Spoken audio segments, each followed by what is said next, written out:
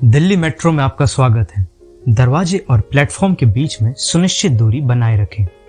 यह train botanical garden जाने के लिए बाध्य है। अगला स्टेशन पालम है। शमी नारंग जी की भारी भरकम आवाज में इस उद्घोषणा को सुनने की अब आदत बन गई है। अब तो ऐसा है जैसे इस आवाज के बिना दिन अधूरा अधूरा सा लगता है।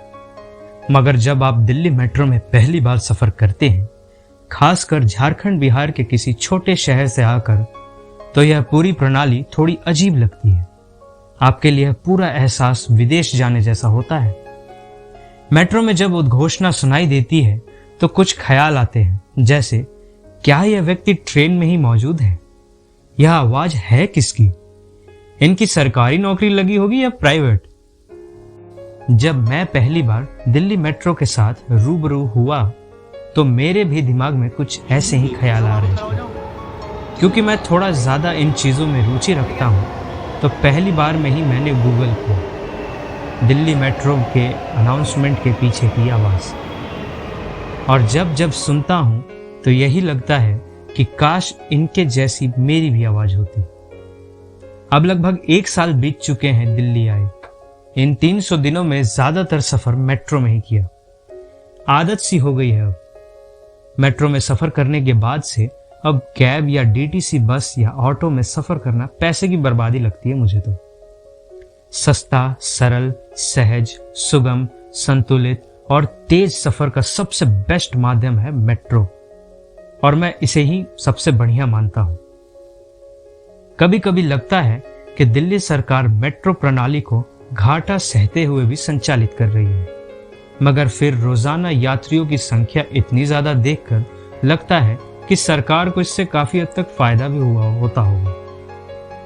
8 मुख्य लाइंस से मेट्रो पूरी दिल्ली और राष्ट्रीय राजधानी क्षेत्र एनसीआर को कवर करती है। दिल्ली मेट्रो की कलर कोडिंग। मुझे पहली बार जब पता चला था कि मेट्रो में अलग अलग लाइन के लिए अलग अलग कलर कोडिंग की गई है, तो यही सोचा कि अब पढ़ाई के साथ साथ इसको भी याद करना पड़ेगा।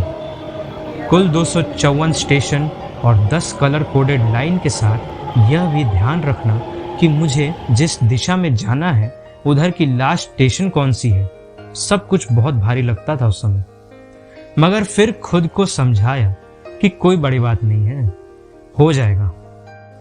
जब आप दिल्ली की सड़कों पर अकेले निकलते हैं तो आसपास का माहौल आपके सोच का और प्रेजेंस ऑफ माइंड का सकल विकास कर देता है। मैंने थोड़ा इस कलर कोडिंग को समझने के लिए रिसर्च किया तो पता लगा कि डीएमआरसी की एक ऐप है। बस उसे इंस्टॉल किया और समझना शुरू किया। खाली समय में बैठे उस पूरे मैप को देखता रहता था।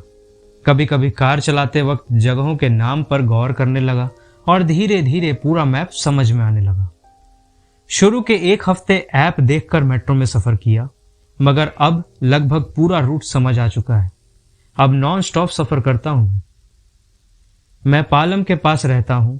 इस जगह से सबसे नजदीक दशरथपुरी मेट्रो स्टेशन है, जो मेजेंटा लाइन पर है। मेजेंटा लाइन ही सबसे नई लाइन है और इसे ड्राइवरलेस बनाया गया था। यह लाइन जनकपुरी वेस्ट से बोटेनिकल गार्डन तक कनेक्ट करती है। इत्तेफाक यह है कि यह जनकपुरी में ब्लू लाइन से शुरू होती है और बोटेनिकल गार्डन के पास ब्लू लाइन पर ही जाकर खत्म भी होती है।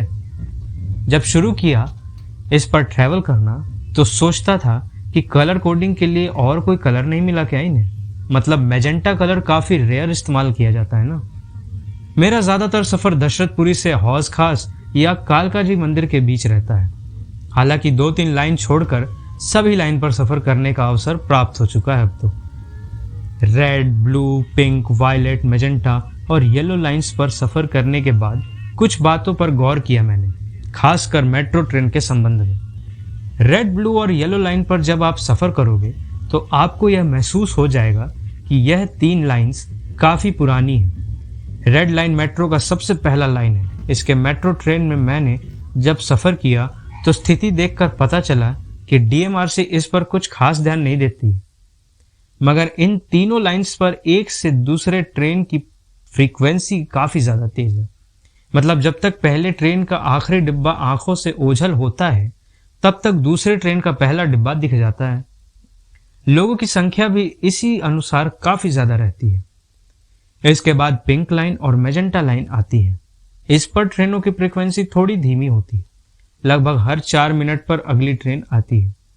रफ्तार के मामले में 3 मेन लाइन आगे हैं, बाकी की सभी लाइंस थोड़ी धीमी चलती हैं।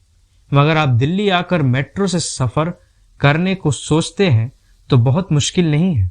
बस जहां आप जाएं, जहां से गुजरें, चीजों पर गौर करना जरूरी है। 3-4 बार अगर आप किसी लाइन पर सफर कर लेते हैं तो वह आपको अच्छे से समझ में आ जाती है। मेट्रो का इतिहास। मेट्रो निर्माण का काम 1998 में शुरू किया गया था और इस पर परिचालन 2003 में पूरी तरह शुरू हो गई थी। मेट्रो का उद्घाटन अटल बिहारी वाजपेयी ने किया था। दिल्ली मेट्रो की पहली लाइन रेड लाइन थी। इस लाइन पर शाहदरा से 30 हजारी के बीच पहला मेट्रो संचालन 24 दिसंबर 2002 से शुरू हुआ। पूरी मेट्रो प्रणाली को कई चरणों में बांटकर बनाया गया है। पहले चरण में 3 लाइन बनाए गए। दूसरे चरण में 3 मेन लाइन के साथ नए 3 लाइंस को डेवलप किया गया। तीसरे चरण में पुराने 6 लाइंस के साथ और 3 नए लाइन डेवलप किए गए। मेट्रो के चौथे चरण पर काम 2019 में शुरू किया गया है। इन बातों में से मुश्किल से 1 या 2 बातें ही मुझे पता थी और समय के साथ कुछ बातें खुद समझ आई। यह सभी बातें विकिपीडिया से जानने को मिली। पता नहीं क्यों, लेकिन मेट्रो की पूरी प्रणाली से मैं काफी ज्यादा प्रभावित हुआ हूं। इसके अलावा मुझे किसी भी तरह का ट्रांसपोर्ट पसंद नहीं आता है। हो सकता है कि छोटे से शहर से जाने के कारण ऐसा हो, लेकिन मुझे दिल्ली मेट्रो काफी पसंद है।